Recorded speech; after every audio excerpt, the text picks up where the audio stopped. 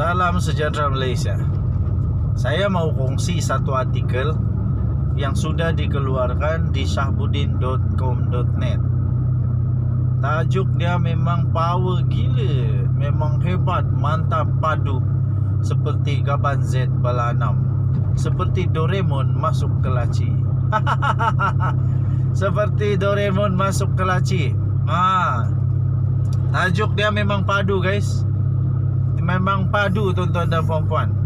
Mujur ada Rafizi bersuara lantang tentang merpati. Jabatan Penjara akhirnya telah mengesahkan bahawa banduan terbaru mereka itu, boleh cakap baru lah, fresh. Banduan Najib Razak kini menerima rawatan dan pemantauan lanjut di Hospital Rehabilitasi Ceras HRC. Tuan-tuan dan puan-puan yang dihormati sekalian, Rafizi banyak kali membuat pendedahan demi pendedahan yang awalnya hanya dianggap sebagai pertama kabar angin, kedua kabar angin lah, sebelum kedua kabar angin. Semua duk kata kabar angin itulah, inilah. Tapi negara kita Malaysia ini dalam politik tidak dapat dinafikan. Siapa yang menafikan, nafikanlah, cubalah nafikan. Politik di negara kita Malaysia ini bermula dengan kabar angin. Semua kabar angin, macam tak betul dah. Semua bila nafi kabar angin, sama ada pemimpin ataupun hanya pengikut, semua kata kabar angin. Tapi last kabar angin menjadi kabar betul. Paling seronok kabar angin adalah tentang pilihan raya negeri Melaka dan pilihan raya negeri Johor. Dua-dua itu disebut kabar angin. Ada lagi satu kabar angin yang betul-betul hebat, akan diingat sepanjang abad, yaitu kabar angin tentang Mukris akan jatuh. Kabar angin tentang Faizal Asumu di Perak, kalau tak silap, pun tumbang. Semua kabar angin. Walaupun itu bukan didedahkan oleh Rafizi, tapi itulah maksud saya. Politik negara Malaysia ini berawal dengan kabar angin, dan akhirnya kabar angin menjadi kabar nyata, betul-betul menjadi kenyataan. Akhirnya semua jadi nyata. Jadi kabar angin yang dibawa oleh Rafizi selalunya adalah kabar betul. Jadi ketika dia sebut tentang merpati, nasib baik tidak ada penafian. Tapi last diakui oleh Jabatan Penjara bahawa Najib memang di Hospital Rehab di Ceras. Okey, so tuan-tuan dan puan-puan yang dihormati sekalian,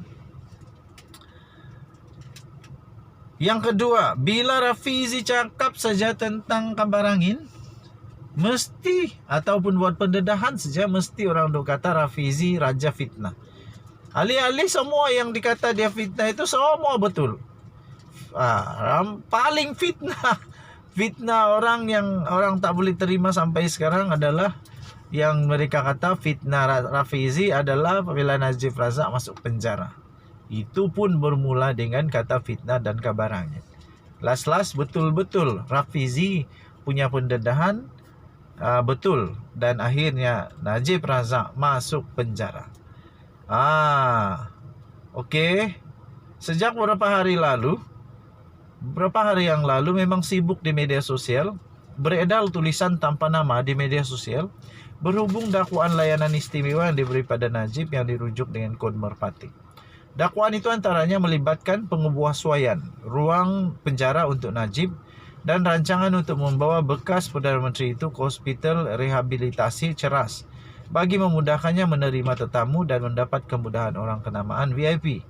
Walaupun tulisan itu beredar secara meluas di alam maya sejak 2 hari lalu dan pelbagai komen netizen yang tidak berpuas hati mengenainya boleh didengari, sekiranya dakwaan itu didapati benar, ia bagaimanapun hanya menarik perhatian dan jabatan penjara setelah timbalan Presiden PKR, Rafizi Ramli, turut membangkitkan hal yang sama.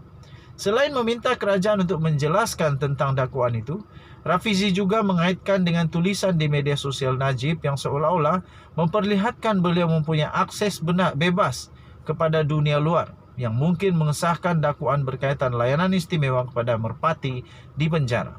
Berikutan jabatan penjara akhirnya tampil mengesahkan Najib sedang dirawat di HRC.